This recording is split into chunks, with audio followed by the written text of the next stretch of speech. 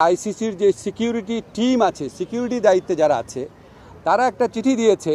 সেই চিঠিতে বলা হয়েছে 3টা জিনিস হলে বাংলাদেশ টিমের নিরাপত্তা আশঙ্কা বাড়বে। একটা হচ্ছে বাংলাদেশ টিমে যদি মুস্তাফিজ অন্তর্ভুক্ত হয়।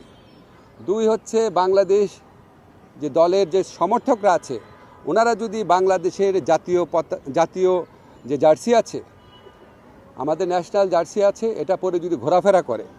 আর 3rd হচ্ছে ইলেকশন যত এগিয়ে আসবে তত নাকি বাংলাদেশ দলের নিরাপত্তা আশঙ্কা বৃদ্ধি পাবে। তো আইসিসি সিকিউরিটি টিমের এই বক্তব্য সন্দেহাতীতভাবে প্রমাণ করেছে যে ভারতে বাংলাদেশ ক্রিকেট টিমের T20 বিশ্বকাপ খেলার কোনো রকম পরিস্থিতি নাই। আইসিসি যদি আশা করে আমরা আমাদের শ্রেষ্ঠ বোলারকে বাদ দিয়ে আমরা ক্রিকেট টিম করব, আমাদের যারা সমর্থক আছে তারা বাংলাদেশের জার্সি পরতে পারবে না, আর আমরা ক্রিকেট খেলার জন্য বাংলাদেশের নির্বাচন পিছিয়ে দিব, তো এর চেয়ে উদ্ভট, অবাস্তব, অযৌক্তিক কোনো প্রত্যাশা হতে পারে না।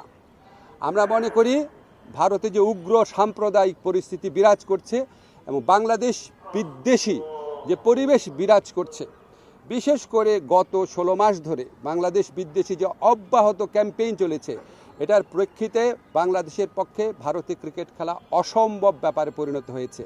মুস্তাফিজের পর্ব এবং এরপরে আপনাদের যে চিঠির কথা বললাম সেটার মাধ্যমে এটা সন্দেহাতীতভাবে প্রমাণিত হয়েছে। আমরা মনে করি ক্রিকেট খেলার উপর কারো কোনো মনোপলি থাকা উচিত না। বাজার ব্যবস্থাপনার ভিত্তিতে একটা খেলার সম্পূর্ণ বা একটা টুর্নামেন্টের ভাগ্য নির্ধারিত হতে পারে না। আইসিসি যদি সত্যি গ্লোবাল অর্গানাইজেশন হয়ে থাকে আর আইসিসি যদি ভারতের কথায় উঠে আর না বসে, তাহলে অবশ্যই আমাদের T20 বিশ্বকাপে খেলার সুযোগ শ্রীলঙ্কাতে দেওয়া উচিত। এই প্রশ্নে আমরা কোনো রকম নতি স্বীকার করব না।